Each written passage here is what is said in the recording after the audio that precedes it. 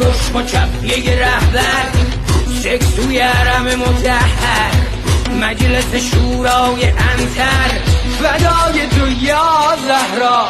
فوتبالیست سیاسی هنری یعنی آقاسی دل و فسان آسی فدای تو یا زهرا فاوشه انقلابی روشن فکر غلابی